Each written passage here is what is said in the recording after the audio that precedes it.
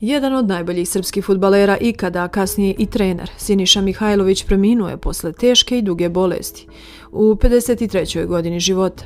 Potvrdila je porodica Mihajlović ovu stravičnu vest. Mihajlović je umro u bolnici u Italiji, okružen porodicom. Njegovo zdravstveno stanje naglo se pogoršalo. Prethodnih dana više puta je pobeđivao opaku bolest, ali leukemija je pokazala zube i zauvek ugasila njegov život. Rođen je 20. februara 1969. godine u Vukovaru, a profesionalnu fudbalsku karijeru počeo je 1988. godine u Vojvodini. U decembru 1990. godine kupila ga je Crvena zvezda za 1.000.000 maraka, što je bio apsolutni rekord u jugoslovenskom fudbalu.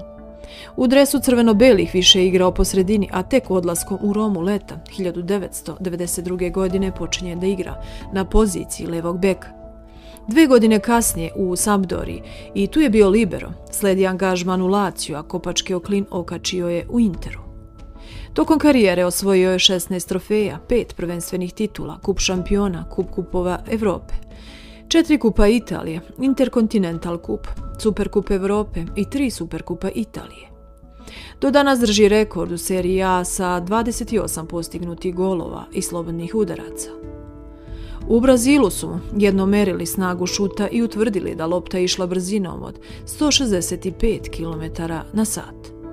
U istoriji najvažnije sporedne stvari na svetu bilo je i drugih legendarnih izvođača slobodnih udaraca, ali Miha se pokazao najkreativniji. Porodica Mihajlović oglasila se saopštenjem povodom tragičnih vesti i prerane smrti Siniše Mihajlovića, srpske i svetske fudbalske legende. Njegova supruga Arijana sa decom, Viktorijom, Virginijom, Miroslavom, Dušanom, Nikolasom, unukom Violantom, majkom Viktorijom i bratom Draženom u tuzi saopštavaju nepravednu i preranu smrt svog muža, oca, uzornog sina i brata, Siniše Mihajlovića. Jedan izvanredan profesionalac, dostupan i dobar prema svima, navodi se u objavi porodice i dodaje: hrabro se borio protiv strašne bolesti, zahvaljujemo se lekarima, medicinskim sestrama, koji su ga pratili godinama sa ljubavlju i poštovanjem. Siniša će uvek ostati sa nama. Živimo sa svom ljubavlju koju nam je on pružio, istaknuto je u saopštenju koje su preneli italijanski mediji. Nekadašnji fudbaler Crvene zvezde i reprezentativac posljednje 3 godine lečio se od leukemije. U jednom trenutku stanje mu je bilo bolje, pa se čak i vratio trenerskom poslu u Bolonji. Ali bolest ponovo se vratila i nije uspeo da dobije najvažniju bitku.